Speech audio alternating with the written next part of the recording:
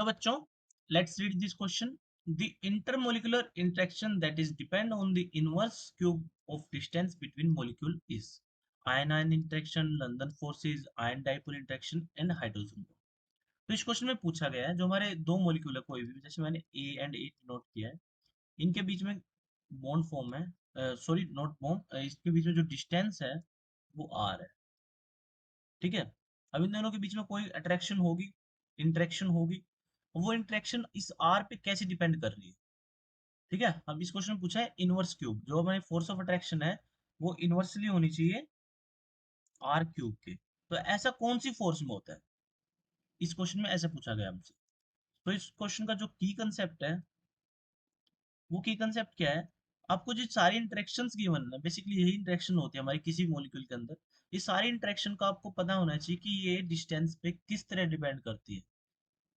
आइए मैं आपको वन बाय वन बताता हूँ कि सारी इंटरेक्शन कैसे डिपेंड करती है. जो हमारी आयन आयन इंटरेक्शन होती है, जो पहली वाली है आयन आयन, जो आयन आयन इंटरेक्शन होती है वो इनवर्सली प्रोपोर्शनल होती है one by R, oh sorry one by R square की. ठीक है. जो हमारी आयन डाइपोल होती है वो इनवर्सली प्रोपोर्शनल होती है वन बाय आर थ्री के. ठीक है. एंड हमारी जो लंदन फोर्सेस होती है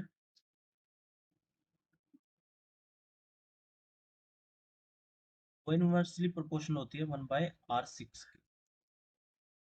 और जो हमारी लास्ट में हाइड्रोजन बॉन्ड बना है ना, हाइड्रोजन बॉन्ड ना बेसिकली टाइप होता है डाइपोल डाइपोल इंटरेक्शन का, डाइपोल डाइपोल इंटरेक्शन का. क्योंकि हाइड्रोजन बॉन्ड क्या होता है, जैसे देखो हाइड्रोजन बॉन्ड कुछ इस तरह का होता है, एच एफ मोलिक्यूल है, तो ये हाइड्रोजन बॉन्ड ही तो है, तो यहाँ पे डाइपोल ही तो बनते हैं. फ्लोरीन पे डेल्टा नेगेटिव होता है, हाइड्रोजन पे डेल्टा पॉजिटिव होता है, तो ये डाइपोल डाइपोल इंटरेक्शन ही होती है. और dipole dipole interaction inversely proportional होती है आर थ्री के. ठीक है. तो कुछ इस तरह की इंटरेक्शन हमारी प्रेजेंट होती है.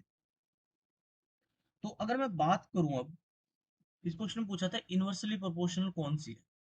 तो इनवर्सली प्रोपोर्शनल यहाँ पे दो निकल के आ रही है, एक आयन डाइपोल एंड एक डाइपोल डाइपोल.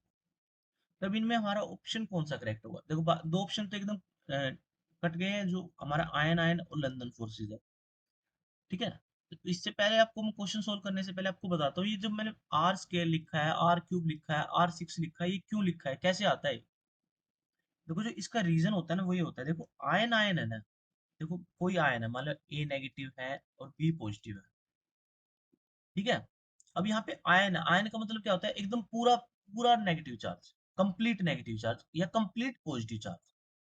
तो complete negative and complete positive charge के बीच में क्या होगा, अट्रैक्शन ज्यादा होगी. ठीक है. अब जैसे जैसे मैं डिस्टेंस बढ़ाऊंगा, क्योंकि इनवर्सली प्रोपोर्शनल है, तो आयन आयन इंटरेक्शन कम होगी. अगर मैं लंदन फोर्सेस की बात करूं, तो लंदन फोर्स में अगर मैं डिस्टेंस बढ़ा देता हूं, तो आर की पावर सिक्स है, मतलब मैंने डिस्टेंस 1 मीटर से 2 मीटर बढ़ाया है, तो यहाँ पे टू की पावर सिक्स हो जाएगी, मतलब लंदन फोर्सेज है ना बहुत ज्यादा डिक्रीज कर जाएगी. बट आयन फोर्स उतना डिक्रीज नहीं करेगी. क्यों? क्योंकि आयन फोर्स में क्या होता है, कंप्लीट चार्ज होता है. बट लंदन फोर्स में तो चार्ज ही नहीं होता ना, लंदन फोर्स तो इंस्टेंट डाइपोल होते हैं ना.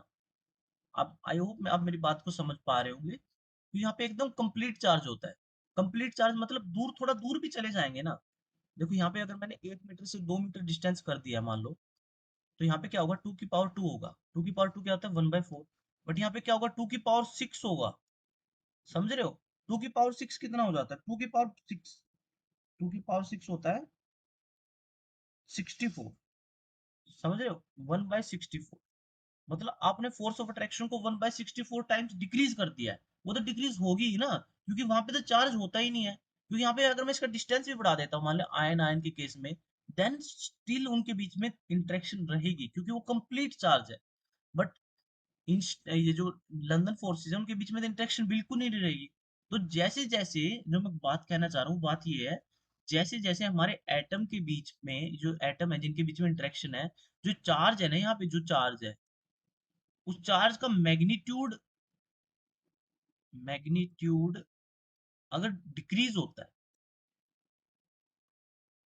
अगर मैग्नीट्यूड डिक्रीज होता है, तो जो आर की इनवर्सली प्रोपोर्शन की वैल्यू है ना, ये एन है ना, ये एन इंक्रीज हो जाता है.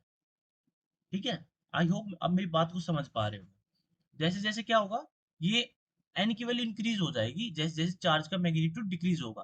देखो, सबसे पहले आयन आयन में क्या है, complete pairs complete negative positive charge है, तो वहां पे क्या है, एन की वैल्यू 2 ही है। बट लंदन फोर्सेज में क्या होता है, कंप्लीट नहीं होता, इंस्टेंटेनियसली डाइपोल बनते हैं, बिल्कुल हल्के फुल्के डाइपोल, वहां पे चार्ज बिल्कुल ही नहीं होता। तो वहां पे एन की वैल्यू क्या होती है, एकदम इंक्रीज होकर 6 हो जाती है। और जबकि बात करूं आयन डाइपोल की, डाइपोल डाइपोल की, वहां पे हल्के फुल्के डाइपोल बनते हैं जिसको हम डेल्टा पॉजिटिव या डेल्टा नेगेटिव से डिनोट करते हैं। तो वहां पे उनकी वैल्यू क्या आ जाती है, R3 आ जाती है। ठीक है, तो मैंने आपको सबसे पहले ये रीजन बता दिया कि आर की पावर कैसे लिखी है। अब अपने क्वेश्चन पे आते हैं। क्वेश्चन में पूछा था इनवर्स क्यूब किसका है, इनवर्स क्यूब दो कहा जाता है, dipole dipole and ion dipole. अब इसमें करेक्ट ऑप्शन कौन सा होगा, करेक्ट ऑप्शन होगा डाइपोल डाइपोल। और इसका रीजन क्या है, देखो जो आयन डाइपोल होता है ना, आयन डाइपोल मैं आपको इस पेज पे समझाता हूँ, देखो नेक्स्ट पेज पे। आयन डाइपोल कैसा है कि एक पूरा आयन है और बी एटम पे क्या डाइपोल है। और डाइपोल डाइपोल कैसा होता है, इस पे भी डाइपोल है और इस पे भी डाइपोल है। अब इनमें चार्ज के मैग्नीट्यूड की बात करूँ तो चार्ज का मैग्नीट्यूड तो इस वाले केस में ज्यादा है ना, क्योंकि यहाँ पे तो कंप्लीट आयन है। तो जो यहाँ पे एन की वैल्यू होगी वो क्या होगी, ज्यादा होगी एज कम्पेयर टू जो मैं बता रहा था ना 1/r की पावर n। तो यहाँ पे एन की वैल्यू क्या होगी, सॉरी एन की वैल्यू कम होगी, एन की वैल्यू क्या होगी, कम होगी।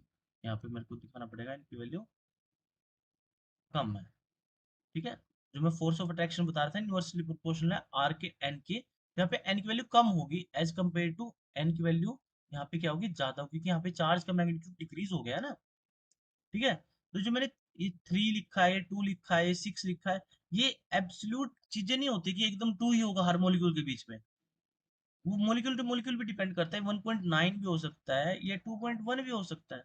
ये जो 3 लिखा है, 3 एकदम एब्सोल्यूट नहीं है यहाँ पे और यहाँ पे जो मैंने लिखा है। ये 3 हम यहाँ से कंपैरिजन कर सकते हैं। इसके केस में जो वैल्यू होती है आयन डाइपोल के केस में, आयन डाइपोल के केस में 3 से वैल्यू थोड़ा सा हल्का सा कम होती है, जो एन की वैल्यू होती है ना, जो एन की वैल्यू ये हल्का सा कम होती है। बट इसके केस में एन की वैल्यू अप्रोक्सीमेटली 3 के इक्वल होती है ऑलवेज। तो हमारा ऑप्शन इसीलिए option fourth is the correct answer.